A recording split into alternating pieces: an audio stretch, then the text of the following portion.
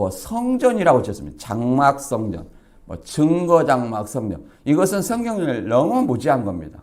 그럼 거기서 제사를 지내든지 매일. 그렇잖아요. 제사가 예배다. 그렇게 또 말할 수도 있죠. 그럼 매일 예배를 드리든지 매일 예배 드리는 그 이단 교회 봤어요? 못 봤죠? 이단 대처에 동참한다면 구독과 좋아요, 알람으로 공유해주세요. 오늘은 요한복음 2장 13절에서 25절 말씀을 본문 삼아서 예수님의 성전 정화 사건이라는 주제를 가지고 같이 은혜 나눈 시간 갖도록 하겠습니다. 예수님의 성전 정화 사건은 이 갈릴리 가나 혼인잔치 이후에 북쪽 가버나움으로 가시고 다시 이제 6월절이 가까우니까 이제 예루살렘에 내려오셔서 예루살렘 성전에 들어가셔서 성전에서 매매하는 자들을 쫓아내신 사건을 성전 정화 사건이라고 이렇게 얘기를 합니다. 본문 요한복음 2장 13절부터 25절까지 같이 읽어보겠습니다. 유대인의 유월절이 가까운지라 예수께서 예루살렘으로 올라가셨더니 성전 안에서 소와 양과 비둘기 파는 사람들과 돈 바꾸는 사람들의 앉은 것을 보시고 노끈으로 채찍을 만드사 양이나 소를 다 성전에서 내어 쫓으시고 돈 바꾸는 사람들의 돈을 쏟으시며 상을 엎으시고 비둘기 파는 사람들에게 이르시되 이것을 여기서 가져가라. 내 아버지의 집으로 장사하는 집을 만들지 말라 하시니 제자들이 성경의 말씀에 주의 전을 사모하는 열심이 나를 삼키리라 한 것을 기억하더라. 이에 유대인들이 대답하여 예수께 말하기를 내가 이런 일을 행하니 무슨 표적을 우리에게 보이겠느냐. 예수께서 대답하여 가라사대 너희가 이 성전을 헐라 내가 사흘 동안에 일으키리라. 유대인들이 가로되 이 성전은 46년 동안 지었거늘 내가 3일 동안에 일으키겠느냐 하더라. 그러나 예수는 성전된 자기 육체를 가리켜 말씀하신 것이라. 죽은 자 가운데서 살아나신 후에야 제자들이 이 말씀하신 것을 기억하고 성경과 및 예수의 하신 말씀을 믿었더라. 6월절에 예수께서 예루살렘에 계시니 많은 사람이 그 행하시는 표적을 보고 그 이름을 믿었으나 예수는 그 몸을 저희에게 의탁치 아니하셨으니 이는 친히 모든 사람을 아시며 또 친히 사람의 속에 있는 것을 아심으로 사람에 대하여 아무 증거도 받으실 필요가 없음이니라. 아멘. 이 예수님의 성전 정화 사건은 말 그대로 갈릴리 가나 혼인잔치 다음에 이제 가버나움으로 가셔서 계시다가 6월절에 예루살렘으로 내려왔다 이렇게 말합니다. 유대인들은 그 3대 명절인 그 절기를 지키기 위해서 항상 예루살렘으로 와서 그 명절을 지키도록 되어 있어요. 그 이유를 조금 이따 살펴보고 오늘 같이 알아볼 큰 키워드는 이 예루살렘의 성전 정화라고 이렇게 얘기를 했는데 여기서 예루살렘 성전이라는 것이 성소와 지성소에서 장사하는 것을 얘기를 하질 않습니다. 그 이방인의 뜰이에요. 성전 방마당, 성전의 구조가 성소, 지성소, 뭐 제사장의 뜰, 여인의 뜰, 그 다음에 맨 바깥쪽에 이방인의 뜰이 있습니다. 그 이방인의 뜰을 장사하는 곳으로 만들었어요.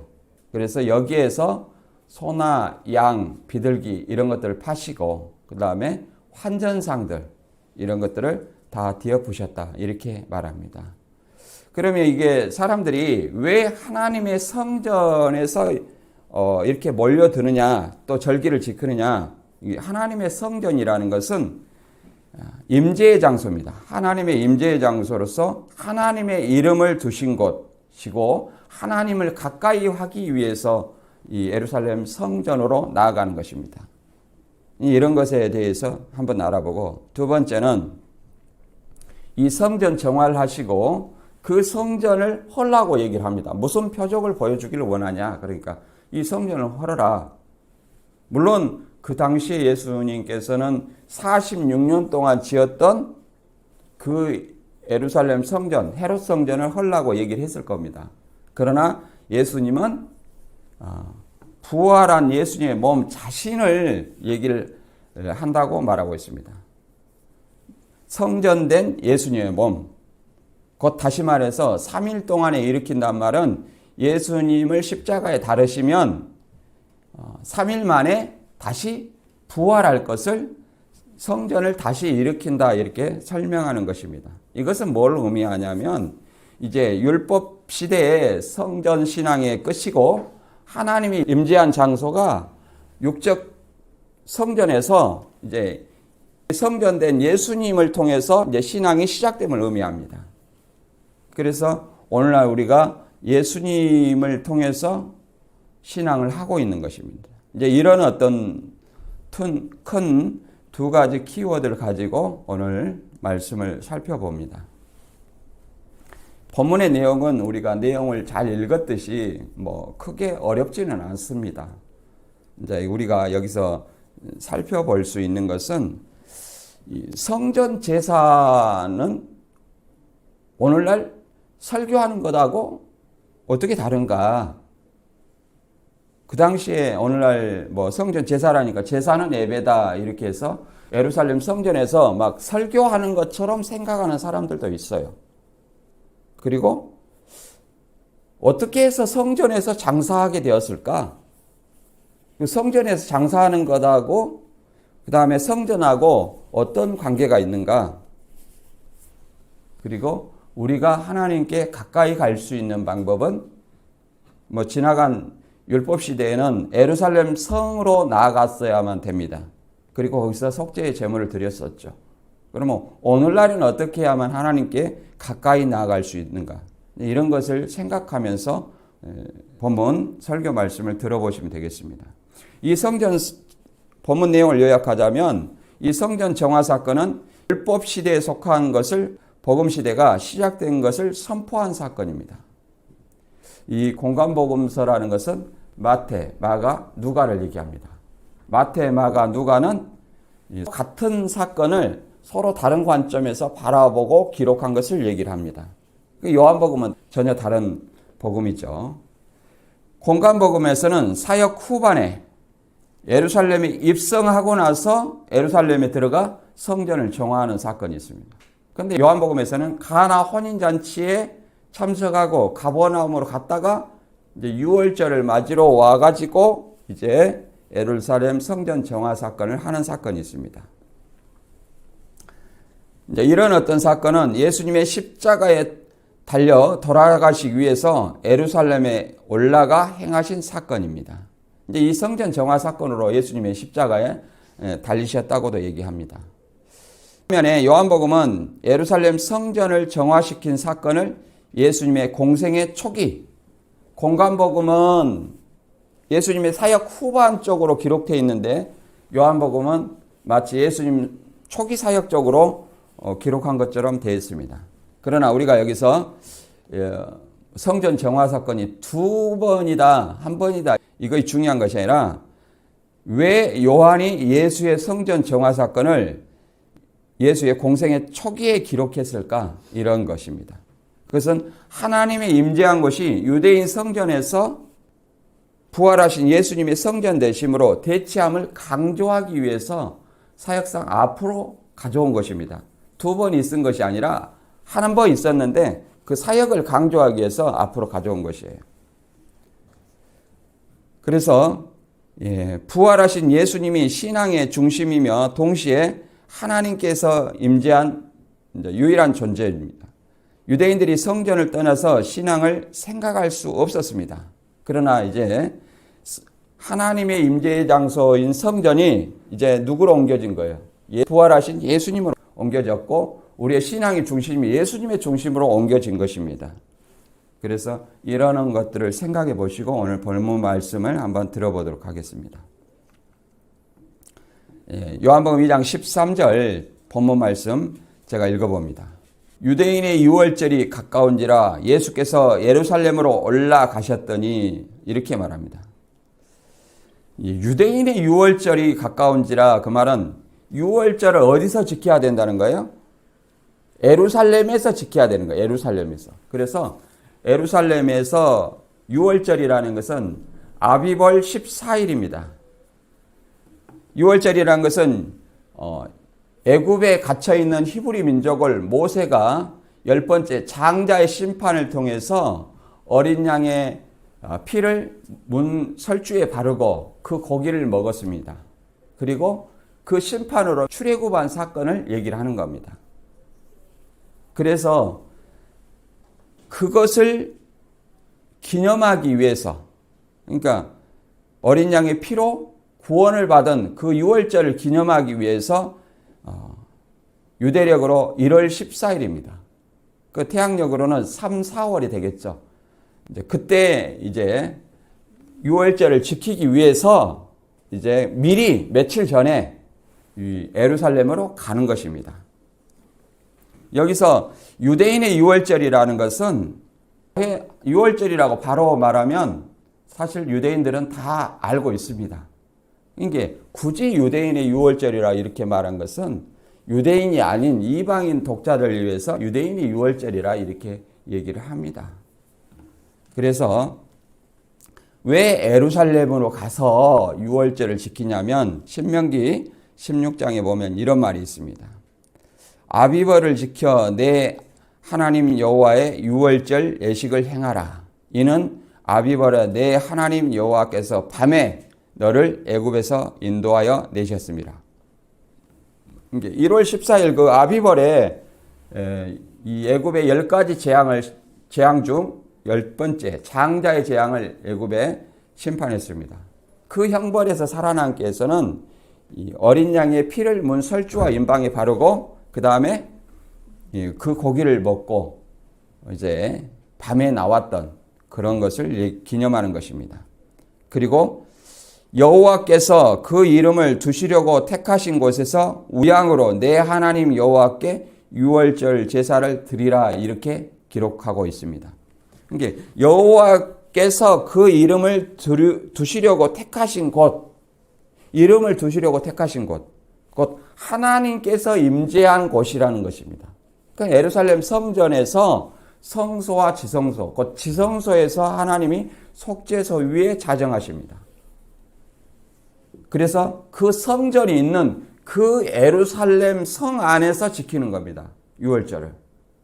왜 그러냐면 예루살렘 성전 안에를 다 들어갈 수 없어요.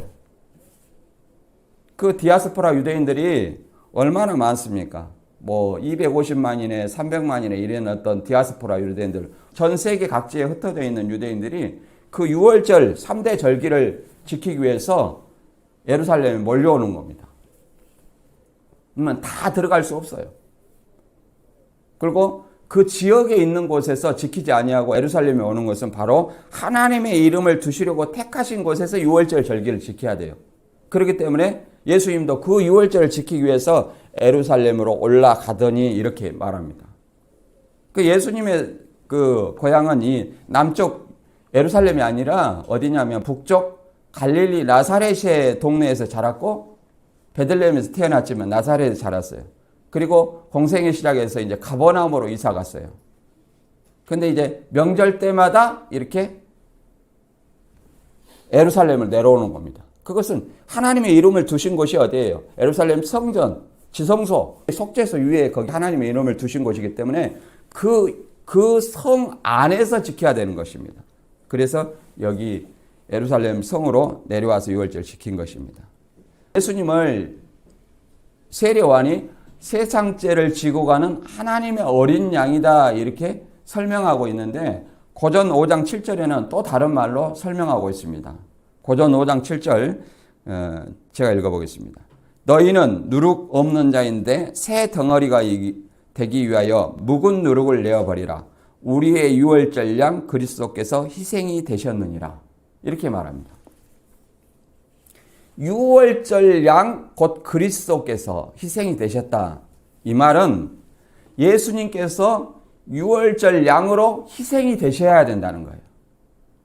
애굽에서 유월절 양으로서 죽음의 재앙에서 구원했듯이 예수님의 유월절 양으로 십자가의 제물이 되심으로써 많은 사람들이 죄 가운데서 사망 가운데서 구원 얻을 수 있는 그 유월절 양이라는 거예요. 예수님의 희생을 암시하고 있습니다. 유월절 양이라는 것은. 이것은 출애굽의 유월절을 얘기를 하는 거예요.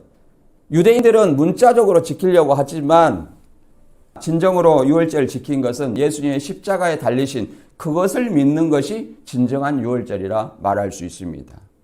그래서 모든 어떤 절기는 예수 그리스도를 나타내는 하나의 그림자에 불과하는 것입니다. 다음 14절부터 이제 읽어봅니다. 요한복음 2장 14절 이하 16절까지 읽어봅니다.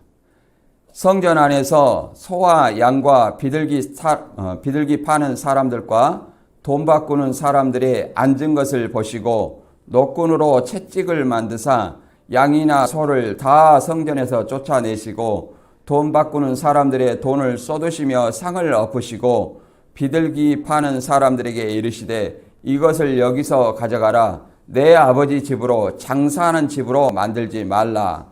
이렇게 말하고 있습니다. 그 성전 안에서 이제 소와 양과 비둘기 파는 사람들 이렇게 말하고 돈 바꾸는 사람들, 쉽게 말해서 소와 양과 비둘기는 뭐냐면 이 제물입니다. 제사지는 제물이에요. 그러면 성전에서 왜 그러냐? 성전은 설교하는 장소가 아니라 뭐예요? 제사 드리는 거예요. 제사는 뭐 때문에 드리냐? 죄 때문에 드립니다. 우리 죄를 사해야만이, 죄를 없이 해야만이 하나님 앞에 나아갈 수 있고 하나님 앞에 내 생명을 부지할 수 있어요. 그래서 내가 율법을 어긴 죄를 지면 내 죄를 그 짐승한테 안수를 해서 어떻게 해야 돼요? 대신 희생시키는 그 속죄의 제사를 드리는 겁니다. 그런데 그 소와 양과 비둘기, 이 짐승을, 흠 없는 짐승을 잡아야 돼요. 그런데 흠 없는 짐승을 잡아야 되는데 예를 들어서 세계 각지 디아스포라 유대인들, 전 세계에 흩어져 있는 유대인들이 이제 이 소와 양과 비둘기를 사가지고 온다는 거예요. 그러면 배 타고 뭐 멀리 걸어오다가 어떻게 될 수 있어요? 상할 수가 있어요. 그러면 이 소와 양과 비둘기가 이 짐승이 흠이 있나 없나를 판단하는 것은 누구의 몫이냐면 제사장의 몫이에요. 그 제사장이 예를 들어서 이거 봅니까? 흠이 있네? 이렇게 말하면 뭐예요? 재물의 가치가 있어요, 없어요? 예, 재물의 가치가 없어요. 네, 여기 보면 여기 예루살렘 성전이 나오죠. 예, 본래는 이 성전 동편에 감람산에서 이 매매 시장이 있었어요. 소나 양, 비둘기를 파는 감람산에서 있었어요. 근데 지금 뭐냐면은 여기 이방인의 뜰, 좀 다시 그림을 한번 살펴볼게요. 여기 이방인의 뜰입니다. 여기 보면 성전을 크게 세 부분으로 나눠보면 소와 양과 비둘기가 있고 여기 환전상이 있는 여기가 이방인의 뜰입니다. 이제 이방인의 뜰은 어떤 곳이냐면 할례 받지 않고 하나님을 믿는 이방인들이 여기에 거할 수 있습니다. 여기까지는 들어올 수 있어요. 하나님을 믿어. 그런데 할례를 받지 않았어요. 그리고 그 다음에 여인의 뜰이라는 것이 있습니다. 유대인들은 남녀 차별이 굉장히 심했어요. 여자는 숫자에 치지도 않았어요. 수를 셀 때. 그래서 남녀 차별이 굉장히 심했고, 근데 이 여인의 뜰이라는 것은 유대인 여자들을 위한 공간입니다. 그 다음에 여기까지는 유대인 여자들이 들어갔어요. 그러니까 이방인보다는 좀 우대한 거죠. 그 다음에 이 제사장의 뜰이라는 곳이 있고, 여기 이 제사장의 뜰, 여기는 제사장들이 들어가는 겁니다. 유대인 남자들, 그리고 할례를 받고 개종한 남자들, 이런 사람들이 여기에 들어갈 수 있습니다. 이스라엘 뜰이라고 얘기를 하죠. 이스라엘 뜰이 여기 제사장의 뜰 옆에 있습니다. 그리고 제사장의 뜰은 제사장들만 들어가는 곳이죠. 제사장이 들어가서 여기 보면은 성소, 지성소라고 되어 있죠. 성소에 매일 아침 저녁으로 이 제물을 잡아서 제사를 드리는 겁니다. 그리고 분향하면서 기도를 하는 거예요. 제사장이 성소에 들어가서 분향을 하면 향을 피워서 분향을 하면 밖에서는 기도를 합니다. 누가복음 1장에 사가랴가 분향할 때 밖에서 기도하는 장면이 나오죠. 그런 것을 할 수 있습니다. 그리고 여기 비둘기가 있는데 소와 양 이렇게 비둘기는 자기의 형편에 따라서 비둘기는 아주 가난한 사람들은 비둘기를 사서 이렇게 제사를 드렸습니다. 좀 자기 형편이 부자면 여기 소나 양을 잡았겠죠. 이제 이런 것들을 가지고 하나님의 집을, 내 아버지의 집을 장사하는 집으로 만들었다고 그러죠. 내 아버지의 집은 기도하는 집인데, 만민의 기도하는 집인데 장사하는 집으로 만들었다고 이렇게 합니다. 장사하는 집으로 만들었다는 것은 본래 이 감람산에 있었던 이 매매 시장을 성전 안으로 가지고 온 거예요. 성전 안으로 가져와서 이것이 뭐냐면 이 대제사장이 가야바가 요런 이 성전 방마당 곧 이방인의 뜰에서 장사하는 매매 시장을 만들었어요. 이것을 이권으로 삼았다는 거예요. 저 무엇이 이권이냐? 봐보세요. 여기서 이 20세 이상의 유대인 남자들은 뭘 냈냐면 성전세 반세겔을 냈어요. 반세겔은 2데나리온 정도 되는데 반세겔을 냈는데 그거를 유대 로마 화폐로 내지 아니하고 성전 화폐로 냅니다. 그것을 교환을 해줘요. 그러면 그 환전 수수료가 12.5%라고 얘기를 합니다. 이게 엄청난 그 환전 수수료를 대제사장이 또 챙기는 거예요. 이게 환전상하고. 그리고 또 뭐예요? 여기 짐승을 이렇게 흠이 있냐 없냐를 판단하는 것은 또 누가 해요? 제사장들이 합니다. 그러면 이거 자기가 멀쩡한 짐승을 가져왔어도 뭐라고 말하면 돼요? 아, 이 짐승 제사에 쓸 수 없는 흠이 있는 짐승이다. 그러면 뭐예요? 바로 이 흠이 가치가 없어요. 그러면 그것을 싸게 사는 거예요. 그리고 다시 흠 없는 짐승으로 내놓는 거예요. 그러면 이 차익이 어마어마하겠죠. 이런 어떤 각종 이런 걸로 인해서 장사하는 집으로. 그리고 이 돈 모으는 데만 노력했다는 겁니다. 요 헌금이 13개 있어요. 이게 철제로 묶여져 가지고. 그래서 각종 돈 모으는 데만 열심히 한 이 사람들을 얘기하는 겁니다. 그래서 성전 정화 작업이라는 것은 이 소와 양 비둘기 요걸 쫓으시고 환전상을 이렇게 뒤엎었다는 것입니다. 내 집은 장사하는 집이 아니다. 이렇게 얘기를 하죠. 이렇게. 내 아버지의 집으로 장사하는 집을 만들지 말라. 마가복음 11장 17절에는 이렇게 말합니다. 기록된 바 내 집은 만민의 기도하는 집이라 칭함을 받으리라 하지 아니하였느냐. 너희는 강도의 구려를 만들었도다. 이렇게 얘기를 합니다. 그냥 내 아버지의 집이라고 말하죠. 내 아버지 집이라는 것은 하나님이 거기에 임재하신다는 걸 얘기를 하는 것입니다. 또 바꿔 말하면 예수님의 자신을 하나님의 아들로 얘기를 하는 거예요.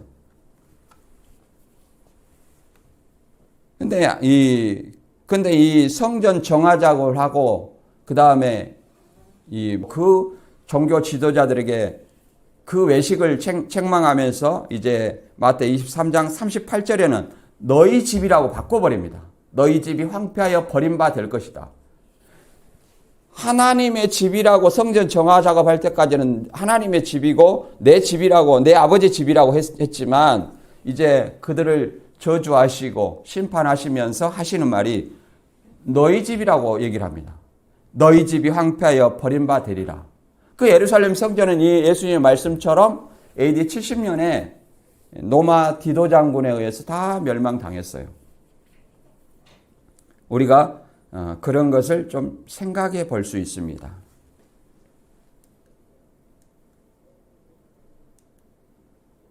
그러면 성전에서는 제사와 기도를 드리는 곳인데 그러면 유대인들의 그 율법을 읽고 상고하는 것은 어디서 했을까요? 회당입니다. 회당과 성전은 달라요. 이 회당은 언제부터 생겼냐면 바벨론 포로 이후부터 생겼습니다. 성전을 대체하는 이 회당이 그 이후부터 바벨론 포로 이후부터 생겼습니다. 그래서 이 전 세계에 흩어져 있는 유대인들을 디아스포라라고 이렇게 말하는데 유대인 성인 남자 10명 이상이 모이면 항상 뭘 만들도록 되어 있냐면 회당을 만들도록 돼 있어요. 그래서 회당 예배를 드렸어요. 회당 예배. 그래서 예수님도 회당에서 이사야 말씀을 펴서 자기가 하나님의 아들인 것을 선포하잖아요. 그래서 오늘날 예배를 생각하면서 하나님의 성전에서 그렇게 했다 하면서 이단들이 그 교회 이름을 뭘로 지어요? 뭐 성전이라고 지었습니다. 장막 성전, 뭐 증거 장막 성전. 이것은 성경을 너무 무지한 겁니다. 그럼 거기서 제사를 지내든지 매일. 그렇잖아요. 제사가 예배다 그렇게 또 말할 수도 있죠. 그럼 매일 예배를 드리든지 매일 예배 드리는 그 이단 교회 봤어요? 못 봤죠? 거기서 제사를 드립니까? 날마다 예배를 드립니까? 날마다 성전에 제사를 드려야 돼요. 그런 것이 아니라는 겁니다. 또 어떤 사람이 이렇게 말하니까 예수님이 성전에서 설교했지 않느냐 이렇게 말하는 사람이 있어요. 예수님이 설교한 장소는 바로 어디냐면 여기 성전 방마당이 매매시장처럼 되어 있기 때문에 여기가 사람들이 많이 모여 있어요. 그럼 여기서 그 사람들을 상대로 설교하고 또 바닷가에서 설교하고 배 위에서 설교하고 산 위에서 설교합니다. 그래서 성전에 설교하는 장소라는 것은 너무 큰 착각입니다. 성전은 뭐예요? 아침 저녁으로 제사하는 곳이고 기도하는 곳이에요. 하나님의 임재 장소라는 거예요. 이 성전 저가 작업을 통해서 여기 이 그림 보면 들러엎는 장면이 있죠. 다음 요한복음 2장 17절 이하를 읽어보겠습니다. 제자들이 성경 말씀에 주의 전을 사모하는 열심이 나를 삼키리라 한 것을 기억하시더라. 이에 유대인들이 대답하여 예수께 말하기를 내가 이런 일을 행하니 무슨 표적을 우리에게 보이겠느냐? 예수께서 대답하여 가라사대 너희가 이 성전을 헐라 내가 사흘 동안에 일으키리라. 이렇게 말하고 있습니다. 제자들이 성경 말씀에 주의 전을 사모하는 열심히 나를 삼키리라. 여기서 주의 전이라는 것은 말라기 3장 1절에 보면 이런 말이 있습니다. 이단들은 여기 말라기 3장 1절을 어떻게 얘기를 하냐면 이 그의 성전을 길레비 사자의 성전이다 생각을 합니다. 말라기 3장 1절 제가 읽어보겠습니다. 만군의 여호와가 이르노라 보라 내가 내 사자를 보내리니 그가 내 앞에서 길을 준비할 것이요 또 너희의 구하는 바 주가 갑자기 그의 성전에 임하시리니 곧 너희의 사모하는 바 언약의 사자가 임할 것이라. 너희의 구하는 바 주가 갑자기 그의 성전에 그러니까 여기를 그의 성전을 뭘로 봐냐면 길레비 사자의 성전이다. 길레비 사자의 성전은 어디냐? 예루살렘 성전이다. 그래서 예루살렘 성전에서 세례 요한이 설교하다가 예수님한테 양보해야 되는데 서기관 바리새인들한테 뺏겼다. 이렇게 얘기를 합니다. 그런데 여기서 그의 성전이라는 것은 그가 뭐냐면 그 앞에 이 지시대명사가 가리키는 것은 주입니다. 주. 너희의 구하는 바 주가 갑자기 그러니까 그의 성전이라는 것은 갑자기 주의 성전에 임하시리니 그 말입니다. 그래서 예수님도 예루살렘 성전을 뭐라고 했어요? 내 아버지의 집이라고 얘기를 한 거예요. 내 아버지 집이라고. 이걸 갖다가 어떻게든지 세례 요한이 뭐 예루살렘 성전에서 역사한 것처럼 얘기를 하는 것입니다. 그러나 세례 요한은 예루살렘 성전에서 역사한 것이 아니라 예루살렘 성전은 헤롯 성전이에요. 그리고 세례 요한은 광야에서 주의 길을 예비하는 선지자입니다. 그래서 광야에서 역사를 했어요. 그리고 주의 전을 사모하는 열심히 나를 삼키리라 이 말은 시편 69편 9편을 인용해서 하는 말씀인데 이 주의 전을 사모하는 이 열심, 이 열성이 성전 정화 작업을 했다는 거예요. 그 열심으로 말미암아 나를 삼키리라 이것은 예수님이 죽게 될 것을 암시하는 것입니다. 그러니까 예수님이 죽게 된 것은 유대인들이 볼 때는 성전을 난리친 거 아닙니까? 그러니까 하나님을 모독하고 또 이렇게 생각하는 겁니다. 유대인들이 대답하되 내가 이런 일을 행하니 그러니까 성전에서 이렇게 딱 엎으시잖아. 이것은 메시아만이 할 수 있는 거예요. 내가 이런 일을 하나니 이 메시아라는 것은 신명기 18장 15절에 보면 이런 말이 있습니다. 내 하나님 여호와께서 너희 중 내 형제 중에 나와 같은 선지자 하나를 너를 위하여 일으키시니 너희는 그 말을 들을지니라. 이 말은 모세와 같은 선지자를 모세 형제 중에서 일으킨다. 그 하나님 백성 중에서 일으킨다는 거예요. 모세와 같은 선지자를. 그냥 메시아를 얘기를 하는 겁니다. 그러면 네가 이런 일을 하는 이런 일이라는 것은 성경 정화 작업을 했죠. 그럼 메시아만이 할 수 있다는 거예요. 그러니 무슨 표적을 우리한테 보여주겠냐. 네가 메시아란 증거가 어디 있느냐 그 말이에요. 그러니까 메시아란 증거를 한번 보여봐라 이런 뜻이죠. 그러니 너희가 이 성전을 할라 내가 사흘 만에 일으키리라 이렇게 얘기를 하는 겁니다. 누가복음 11장 29절 이하에서는 이렇게 말하고 있죠. 예수께서 말씀하시되 이 세대는 악한 세대라 표적을 구하되 요나의 표적밖에는 보일 표적이 없느니 요나가 니느웨 사람들에게 표적이 된과 같이 인자도 이 세대에 그러하리라. 자, 요나의 표적과 예수님의 어떤 사흘 만에 성전을 다시 일으킨다는 이 표적 무엇이 유사합니까? 예수님이 십자가에 달리셔 죽으셔가지고 3일 동안 무덤 속에 있었다가 다시 부활하셨죠? 이 부활한 것은 영으로 부활한 것이 아니라 몸과 이 육체로 썩음을 당하지 않기 때문에 몸과 영이 같이 신령한 몸, 초월적인 인간이에요. 그 몸으로 부활하신 거예요. 그래서 그거를 표적이라고 말하고 요나가 물고기 뱃속에 3일 동안 이 니느웨한테 너희 회개 안 하면 하나님의 심판을 받을 것이다. 이렇게 회개의 기회를 준 걸 얘기를 하는 겁니다. 그런데 요나가 그걸 하기 싫어서 이 사람들은 마땅히 멸망당해야 될 악한 백성이다 하고 그 전하기 싫어서 도망가다 보니까 이 물고기가 요나를 삼켜서 3일 동안 있었어요.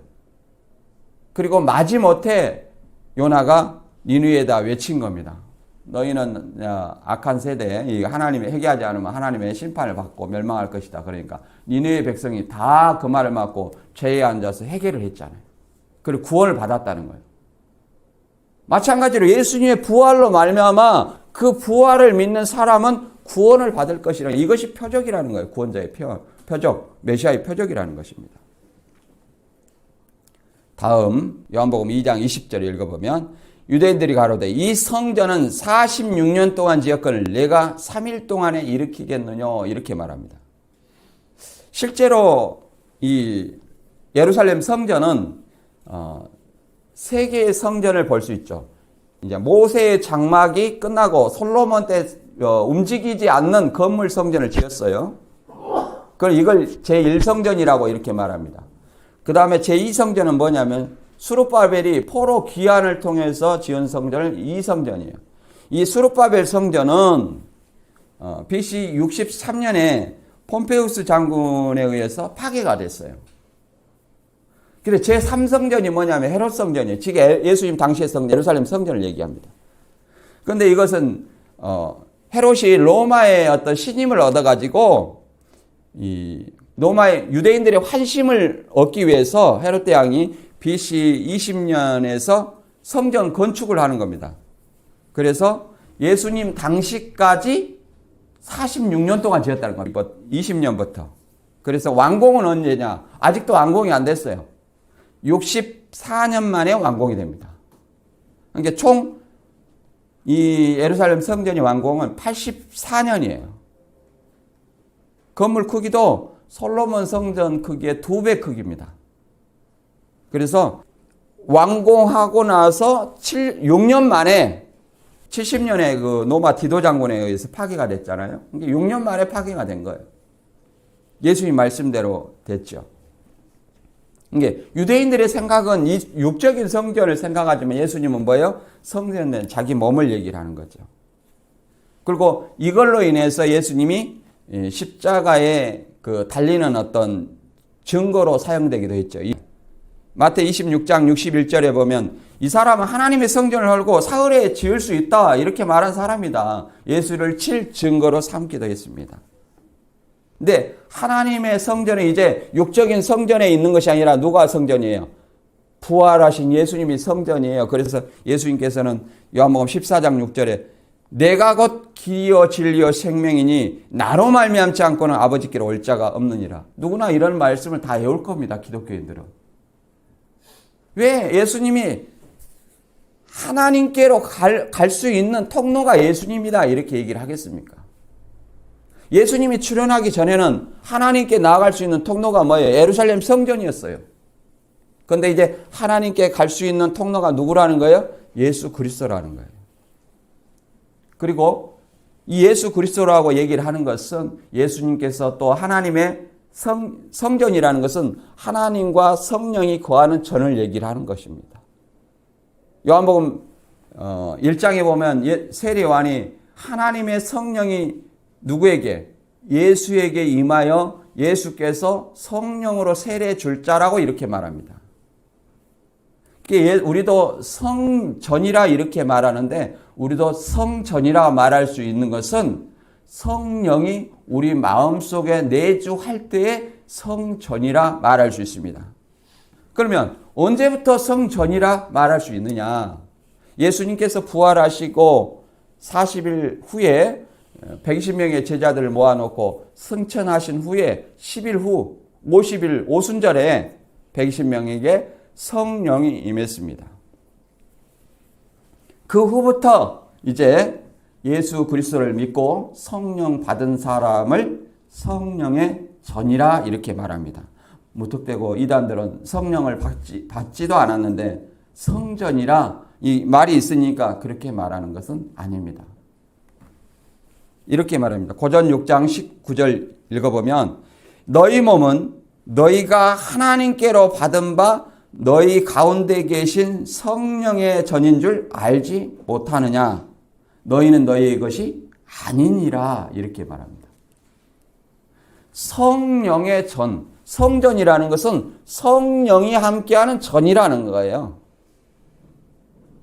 예수님은 하나님과 성령이 함께 가시는 그 육적인 어떤 성전에 깨끗해야 되죠. 장사하는 집이 아니라는 거예요.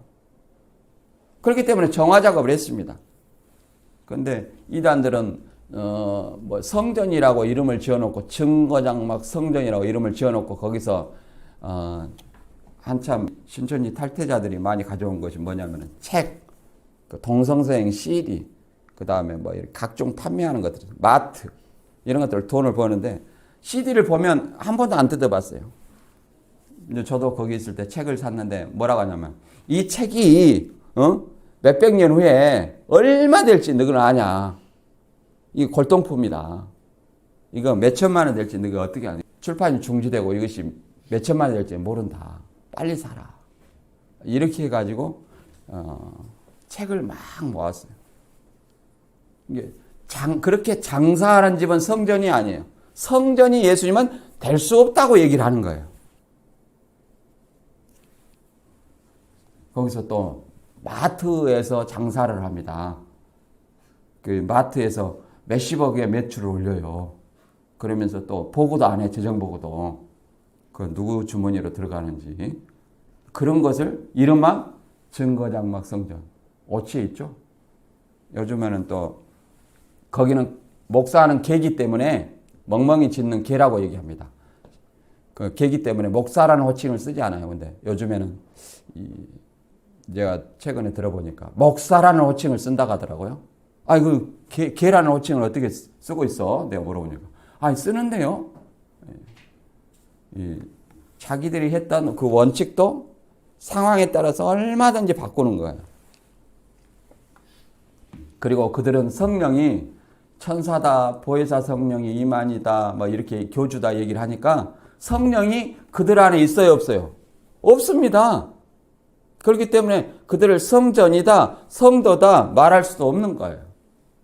성도다라는 것은 성령이 함께하는 사람, 성전된 사람을 얘기를 하는 겁니다. 거룩하게 된 사람이죠. 자, 요한복음 2장 21절 이하를 읽어봅니다. 그러나 예수께서는 성전된 자기 육체를 가리켜 말씀하신 것이라. 죽은 자 가운데서 살아나신 후에야 제자들이 이 말씀하신 것을 기억하고 성경과 및 예수의 하신 말씀을 믿었더라. 제자들도 살아있을 때는 믿지를 못했어요. 그러나 그렇게 이루어지고 난 후에 예수님이 생전에 하신 말씀이 성전을 3일 만에 허라는 것이 바로 예수님의 십자가에 죽으시고 3일 만에 부활하신 이것을 얘기하는 것이구나, 이렇게 얘기를 했다는 겁니다. 그리고 이단들이 꼭 이렇게 말합니다. 예수님이 영으로 살았으니까 그 영이 구름 타고 올라가가지고 그 영으로 교주한테 온다는 거예요. 이게 다 모든 교주들의 공통점입니다. 그러면 우리가 이제 영으로 진짜 예수님이 부활했는지 한번 생각해 봅니다.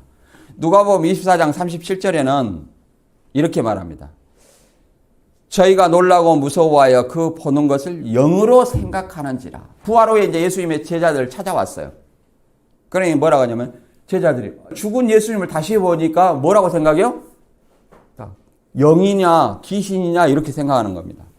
그 예수께서 이렇게 얘기합니다. 어찌하여 두려워하여 어찌하여 마음에 의심이 일어나느냐. 내 손과 발을 보고 나인 줄 알라. 또 나를 만져보라. 영은 살과 뼈가 없으되 나는 보는 바와 같이 있느니라. 영은 뭐가 없어요? 살과 뼈가 없다. 그러니까 어떤 사람은 또 이렇게 말해요. 아이고 우리와 같은 몸이다, 이렇게 생각하는 사람이 있어요. 또 그렇게 가르친 사람이 있어요. 그러니까 우리와 같은 몸이면은 여러분 벽 통과할 수 있습니까? 없죠? 우리 육체는 뭐 차 타고 다녀야 돼. 걸어가야 돼. 예수님은 제자들이 방문을 닫은 곳에 들어와서 지금 이렇게 말하는 거예요. 벽을 통과했어요. 이게 초월적인 몸이에요. 이것을 신령한 몸, 부활체라 얘기를 합니다. 그래서 지금 하늘에 있는 거룩한 성전을 계시록 21장 22절에서는 성 안의 성전을 내가 보지 못하였으니 이는 주 하나님 곧 전능하신 이와 어린 양이 그 성전이라 얘기를 합니다. 예수님이 성전이에요. 그리고 구름 타고 올라가신 예수님이 다시 영으로 누구 교주한테 올 수 없다는 사실을 사도행전 1장 9절 이하를 통해서 한번 알아보겠습니다. 사도행전 1장 9절 이하를 제가 읽어보겠습니다. 이 말씀을 마치시고 저희 보는 데서 올려 가시니 구름이 저를 가리워 보이지 않게 하더라. 올라가실 때에 제자들이 자세히 하늘을 쳐다보고 있는데 흰 옷 입은 두 사람이 저희 곁에 서서 가로되 갈릴리 사람들아 어찌하여 서서 하늘을 쳐다보느냐. 너희 가운데서 하늘로 올려오신 이 예수는 하늘로 가심을 본 그대로 오시리라 하였느니라. 자, 생각해 봅시다. 영이든 육이든 봐보세요. 120명의 제자들하고 대화를 했어요. 부활 후에. 제자들하고 대화를 그리고 만져보고 대화를 하고 생선도 먹는 그 몸으로 대화를 하셨단 말이에요. 그 몸으로 올라가셨어요. 근데 그 몸으로 올라가셔가지고 그 몸으로 온다는 거예요. 그 몸으로 재림한다는 거예요. 그러면 대화를 하다가 올라가셨어요. 대화를 하고 내가 다시 이 몸으로 다시 오신다. 그러면 다시 오실 때는 누구와 교주를 통해서 이 신앙인들한테 대화를 해야 되겠습니까? 아니면 직접 대화를 해야 되겠습니까? 올라가시기 전에 직접 제자들하고 대화를 했으면 내려오실 때도 강림하실 때도 직접 제자들한테 대화를 할 수 있는 거예요. 근데 꼭 교주들이 와가지고 내가 예수다 성경을 가르쳐. 예수님 재림하면 성경 가르칠 필요 없어요. 그동안 신앙했던 결과로 상과 벌, 영생과 영벌, 천국과 지옥을 이렇게 가르는 거 없습니다. 그 판단하는 거예요. 그동안 신앙을. 왜 성경 가르쳐가지고 내가 예수다 이렇게 할 필요가 없어요. 그리고 이제 마지막 요한복음 2장 23절 이하를 읽어보고 마치도록 합니다. 6월절에 예수께서 예루살렘에 계시니 많은 사람이 그 행하시는 표적을 보고 그 이름을 믿었으나 예수는 그 몸을 저에게 의탁치 아니하셨으니 이는 친히 모든 사람을 아심이요 또 친히 사람의 속에 있는 것을 아심으로 사람에 대하여 아무 증거도 받으실 필요가 없음이니라. 유대인들의 명절은 한 7일 동안 지냅니다. 6월절 14일 지내고 그 다음에 무교절 7일 지내니까 약 21일간. 그 다음에 3대 명절 중에서 오순절까지 지냅니다. 오순절을 칠칠절, 맥추절이라고 얘기를 하거든요. 3대 명절 중에 멀리서 온 사람들은 그 명절까지 지내고 그 다음에 돌아갑니다. 그러니까 3대 명절 중에 적어도 2가지는 지켜요. 그래서 이렇게 얘기를 하는데 많은 사람이 그 예루살렘에 계실 때에 그러니까 한 10몇 일 정도 계셨겠죠. 미리서 오셨으니까 그럼 명절 지킬 때까지 다 있었겠죠. 그러니까 그 있을 10몇 일 동안 있을 때에 예수님께서는 많은 표적을 행했다는 거예요. 여기 기록되지 않아. 그걸 보고 그 이름을 믿었으나 그 표적 자체만 믿은 거예요. 그들에게 몸을 의탁하지 않았어요. 이는 모든 사람을 알고 그 사람의 그 생각 그 자체도 안다는 거예요. 그리고 아무 증거도 받을 필요가 없다. 사람에게. 예수님 자신이 구원자이기 때문에. 하나님은 잠언서 16장 2절에도 사람의 행위가 자기 보기에는 모두 깨끗하여도 하나님은 심령을 감찰한다고 얘기를 합니다. 이단 교주들은 뭐 이렇게 제가 뭐 거기 있을 때 이런 말을 했어요. 눈을 보면 내세까지 들여다본다 이런 말을 했는데 나중에 알고 보니까 다 뻥이었어요. 내세는 아니라 제 눈도 못 마주치고 고개를 푹 숙일 때도 있었습니다. 근데 아무튼 이단 교주는 그런 일을 했었습니다. 오늘 말씀 간단히 정리하고 마치겠습니다. 성전은 하나님의 임재의 장소입니다. 회당과 달리 아침 저녁으로 매일 제사하고 분향하며 기도하고 죄를 사하고 하나님께 나아가는 것입니다.